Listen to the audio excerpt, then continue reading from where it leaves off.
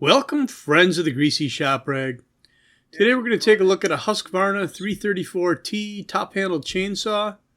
The customer complaint is that it hasn't run in about 2 years.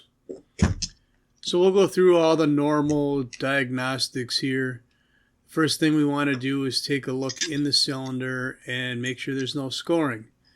Doesn't make any sense to repair a saw that needs a top end, especially one this age. I don't know if he would fix it or not. So we'll get our handy dandy light and take a look in there, and it looked good. New spark plug. Torque it down to 1 ugga dugga and put the cover back on.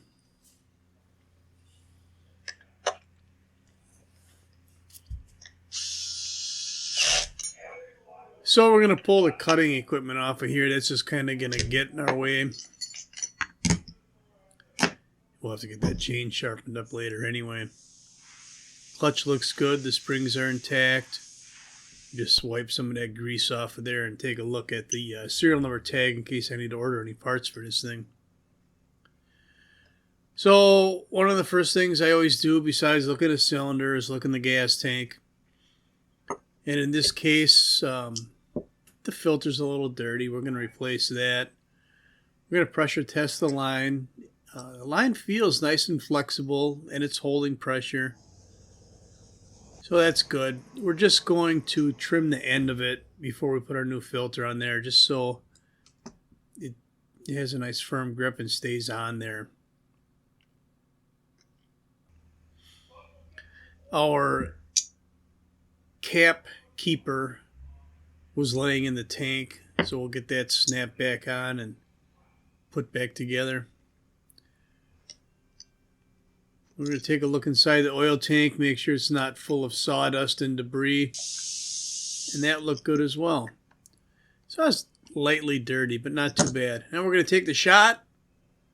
Gripes. Gripes.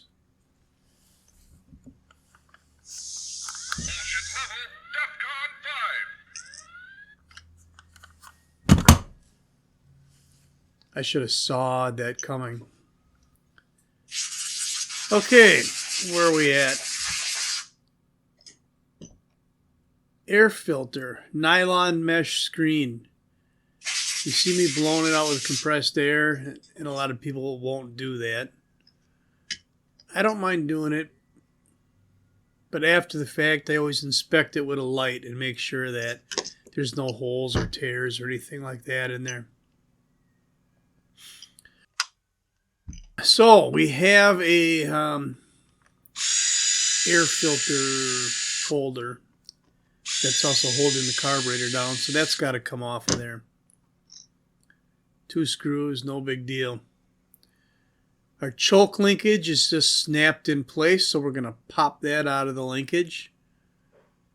And pop. It's out of there. No big deal. Then we're going to take our fuel lines off the carburetor because we still have to get the plastic throttle linkage off of there. We got to be careful with this linkage, these plastic pieces. You know, this stuff starts to age and get brittle, and we don't want to be breaking it. So we're going to get our fuel lines off the carburetor, get the carburetor separated from the body of the saw. And then it's just a Z-bend in that plastic linkage. And if we hold that linkage with the pliers just to steady it, we can just kind of roll the carburetor right out of there.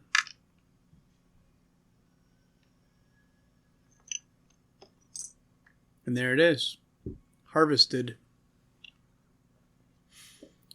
All right, we're going to look up parts for this. It's a Zama.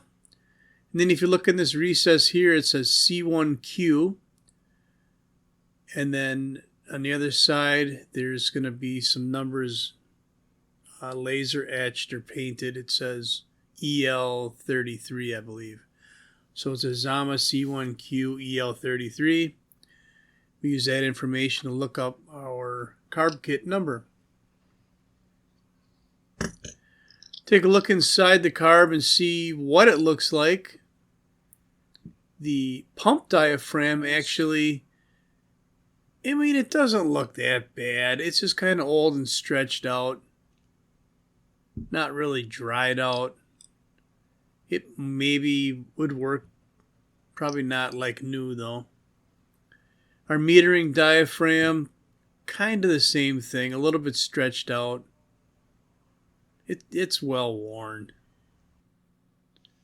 So we're going to put a new kit in this carburetor. And we would anyway. Anytime we open it up, we put a new kit in it. I want to take a look at the needle. I want to replace that as well, but we'll get a good look inside at the seat. You know, when I can't really see in there decent, I get one of these little magnifiers and take a closer look. And it turns out that everything looks fine on that seat. So we'll put it all back together at breakneck speeds here. Check our metering lever height. Slap some gaskets on it.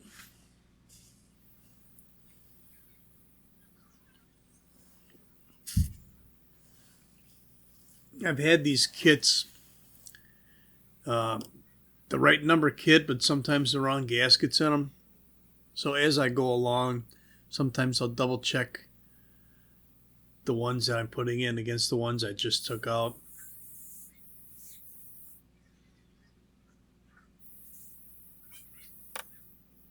So there wasn't much cleaning to do in the carburetor, just replacing the diaphragms and the gaskets.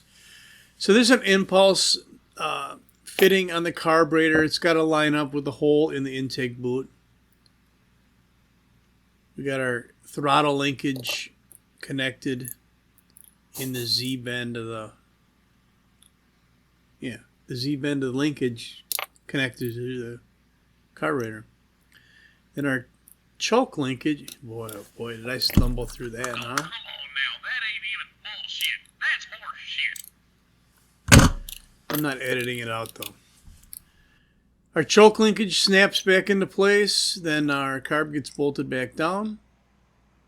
Simple stuff.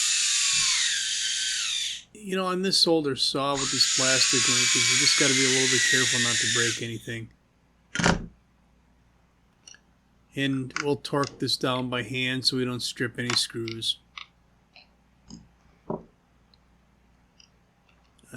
Once we're certain all the fuel lines are back in place, we'll put the carburetor on and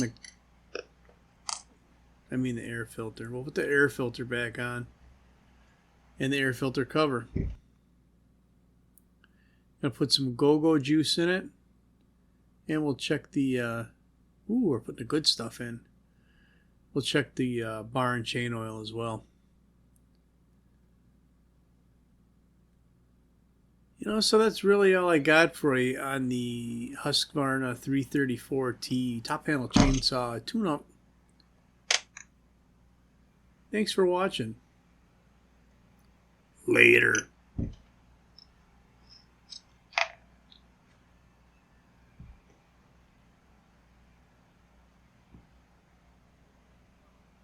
Yeah, we had a little schmutz on there. You want to keep that bar oil off of the handle for the customer.